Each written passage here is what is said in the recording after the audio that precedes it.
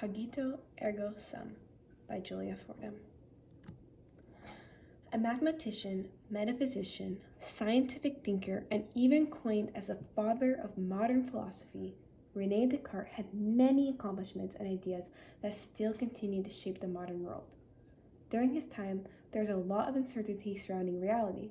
Descartes recognized this uncertainty and used the famous phrase, "I think, therefore I am," to begin his establishment of certain knowledge. The teachings he used, including his published work and meditations on first philosophy, still hold relevance today. He was born in 1596 in La Haye, France, and lived until 1650. His mother died in childbirth, and Descartes, along with his sister and brother, bounced between relatives' houses while growing up. Around 1606, Descartes attended Jesuit College of La Flèche, where he was introduced to Aristotle's, Plato's, and the Stoics' philosophy. Descartes continued school at Poitiers, where, to his family's pleasure, he obtained a degree in law around 1616. Surprisingly, Descartes never practiced law. Instead, he became a gentleman's soldier and moved to Breda in 1618. This is where Descartes met Isaac Beckman, a mathematician and philosopher who challenged Descartes with many mathematical physics problems. Together, they discovered many new insights about atoms, geometry, and algebraic techniques. Descartes left Breda and continued to travel around France and Europe, expounding on his philosophical ideas and publishing many different works.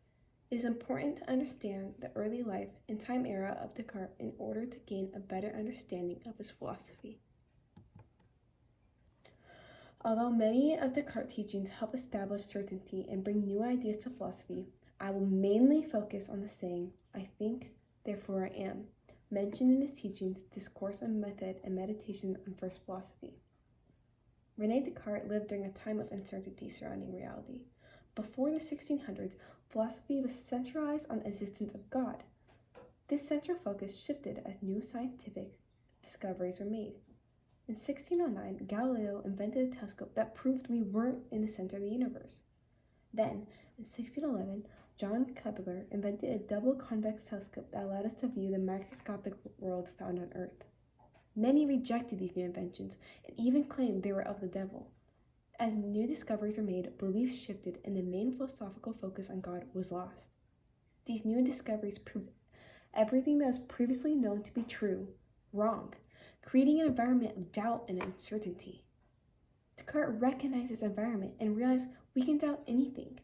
If you think long enough on a topic, you can create doubts about a knowledge you were certain was true. This is where his works in meditation on first philosophy comes into play. Descartes developed what is called systematic doubt. Instead of going through each and every known thing, listing his doubts and then proving its existence, he focused on the known main concepts. He concluded that he gets nearly all his knowledge from his senses. Descartes stated in the first meditation, meant to be read as the voice of the reader, "Whatever I have up till now accepted as most true, I have acquired either from the senses or through the senses." This was a common belief held by previous philosophers and the general population, but Descartes did not agree with this.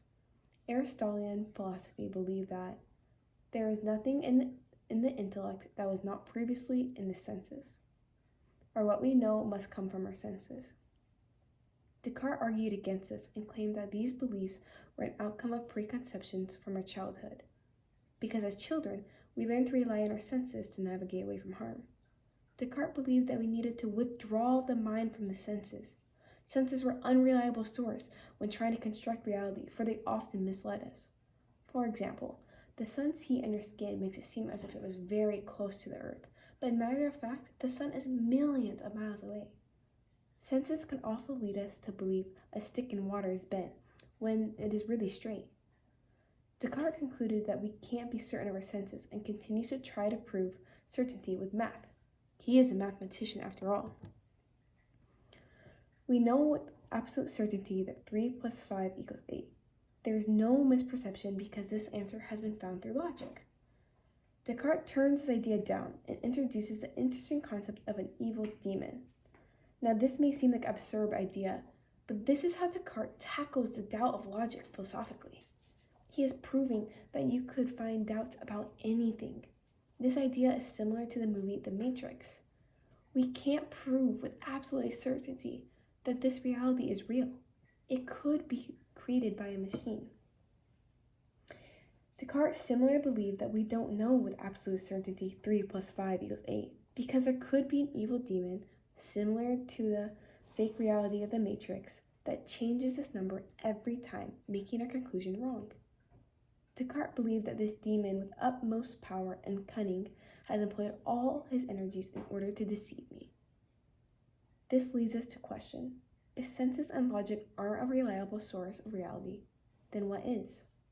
Do we actually exist?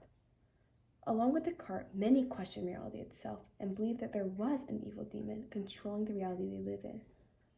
Descartes was surrounded by uncertainty and knew he had to come to a conclusion of certain knowledge, or else there'd be no way to prove existence. This certain knowledge was summed up in a single yet powerful phrase, Cogito, Ergo, Sum. Or as many people know it, I think, therefore I am.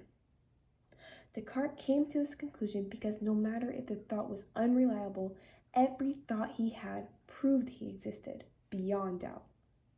Descartes is now certain that he's a thinking thing, and according to Nigel Warburton, a British philosopher, Descartes is more certain of this fact than of his own physical body.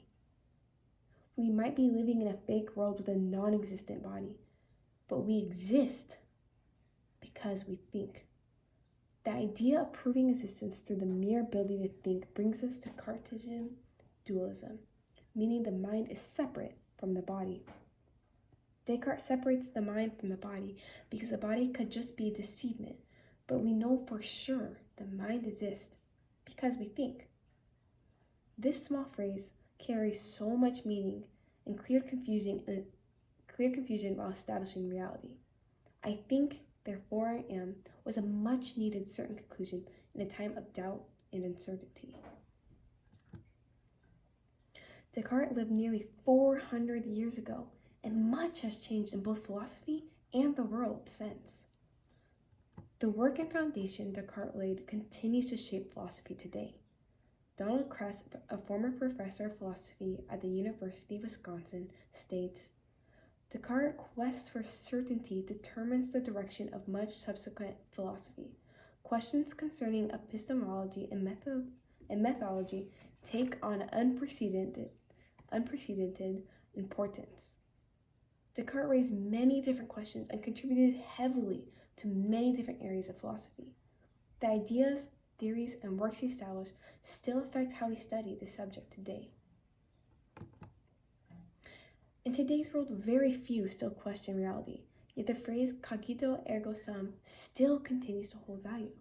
Almost anyone you ask will know this famous phrase, and whether they know it or not, this phrase has had an impact on the way they think. When Descartes proposed this idea, he did not only establish certainty of oneself, but raised the question of, who am I? He has changed the way we identify ourselves and develop our personalities. What we think makes us who we are. René Descartes stated, if you would be a real seeker of truth, it is necessary that at least once in your life you doubt, as far as possible, all things. He emphasized doubting known truths, for this is the only way we can learn other certainty.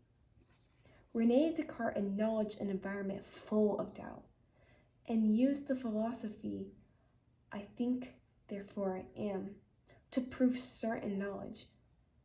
Many of these teachings he used are still used today.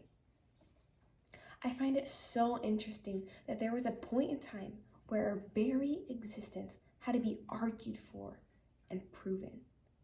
I am glad that René Descartes was the one to do so, because his argument was beautifully crafted and continues to hold true today. If we accept everything, we will learn very little. We need to doubt, even our very own existence, in order to come to a certain knowledge of truth. Thank you.